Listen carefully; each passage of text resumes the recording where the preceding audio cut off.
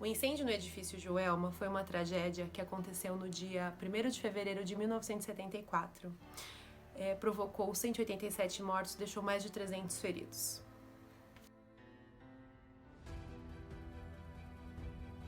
Olá, eu sou a Luna, bem-vinda ao canal Contando Histórias, e hoje a gente vai contar a história do edifício Joelma, que aconteceu aqui em São Paulo. Então vem com a gente. O edifício Joelma começou a ser construído em 1969 e teve sua inauguração em 1972, recebendo o nome da sua construtora. O edifício possui 25 andares, sendo que 10 deles são de garagem. A sua entrada principal fica na famosa Avenida 9 de Julho, aqui em São Paulo. Por ser um prédio comercial, o edifício Joelma ele era composto principalmente por bancos e empreendimentos de investimentos. A causa do incêndio foi um curto-circuito que aconteceu no 12º andar devido a um ar-condicionado com defeito. As proporções do incêndio foram tão grandes que as temperaturas no local chegaram a 700 graus Celsius durante o maior pico do incêndio. O tipo de revestimento que era usado na época dentro do prédio, como móveis de madeira, as divisórias também sendo de madeira, os carpetes pelo chão e as cortinas de tecido, contribuíram para a propagação rápida do incêndio. Em 15 minutos já não era possível mais descer as escadas, a escadaria central. No dia 1º de fevereiro de 74, às 9h03 da manhã, os bombeiros receberam a primeira ligação, informando sobre um incêndio no Joelma. O que eles não imaginavam era a proporção que esse incêndio se daria. Com corredores estreitos e sem escada de incêndio, algumas pessoas conseguiram se salvar contrariando as normas básicas de incêndios em edifícios, descer pelo elevador. Mesmo algumas pessoas conseguindo se salvar, 13 delas infelizmente não tiveram a mesma sorte. Nos escombros do edifício Joelma foram encontrados 13 corpos. Eles estavam carbonizados e colados dentro de um elevador. Como naquela época não existia a possibilidade de identificação por DNA e não haviam parentes procurando por esses corpos, eles foram enterrados lado a lado no cemitério São Pedro. Existem relatos do zelador do cemitério e de alguns visitantes que afirmam ouvir gritos, lamúrios vindos das sepulturas. Era tão forte para o zelador que um dia ele teve a ideia de molhar as sepulturas. E após ele ter feito isso, ele percebeu que os gritos cessaram. Ele disse que foi uma forma de aliviar a dor das almas. Essas 13 almas, elas ficaram muito conhecidas devido a essas manifestações espirituais, e muitas pessoas alegam que receberam graças e receberam milagres vindo delas. E eles são procurados até hoje por devotos que vão até lá e deixam placas e colocam copos e garrafas d'água no túmulo para tentar aliviar a dor das almas. Como a escadaria central estava tomada por fogo e fumaça, não haviam possibilidades das pessoas descerem, então o único caminho que elas podiam seguir era para cima. Muitas delas se abrigavam nos banheiros e nos parapeitos das janelas.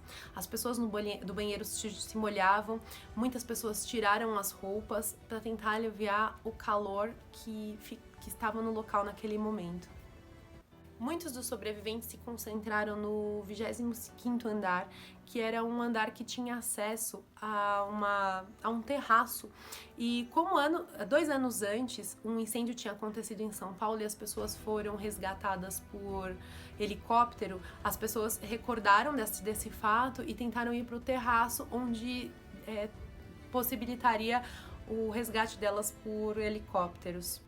Infelizmente, as escadas dos bombeiros naquela época, elas não iam nos andares mais altos.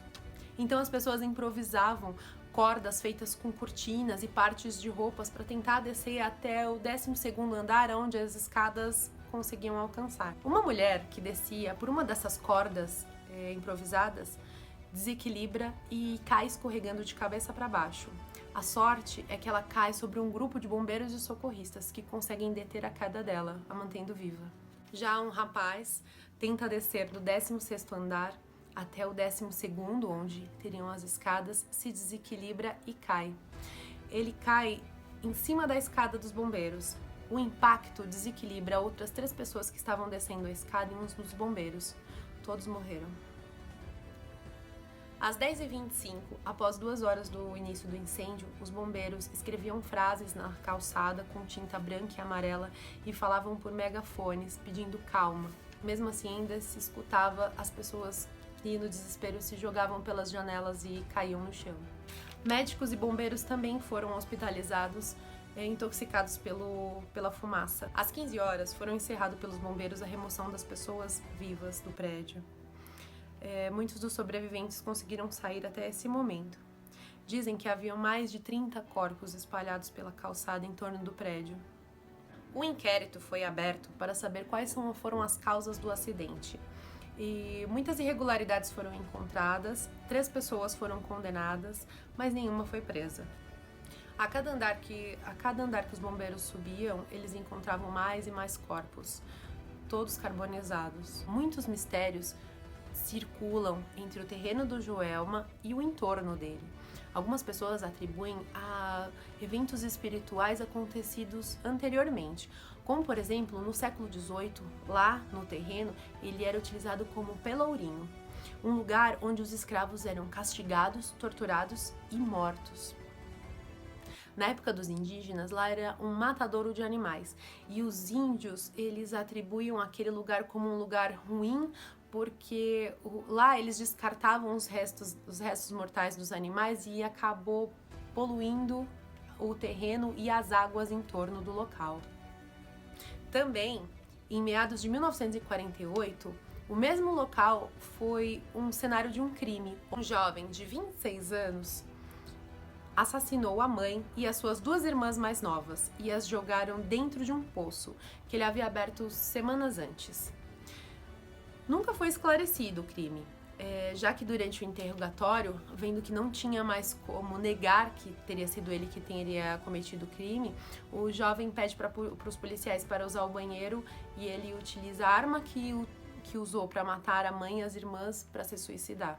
Pela internet vocês podem encontrar várias informações, relatos, documentários feitos do edifício Joelma. Muitos deles utilizam a espiritualidade, o misticismo, contando sobre fatos estranhos, sobre fotos do local, aparições. Em 1979 também foi criado um filme baseado numa psicografia do Chico Xavier de uma das vítimas do edifício Joelma. Ela conta, pela psicografia, a visão dela do acontecido e baseado nisso foi criado um filme. O filme chama Joelma, 23º andar. A tragédia do edifício Joelma, até hoje, é o 2º maior incêndio em edifício no mundo, ficando atrás apenas do World Trade Center, das Torres Gêmeas, no dia 11 de setembro. E você, o que você acha? Você acha que o terreno tem alguma coisa a ver, ou foi somente uma fatalidade mesmo? Deixa aqui nos comentários. Não esquece de dar um like e seguir o nosso canal. Beijo!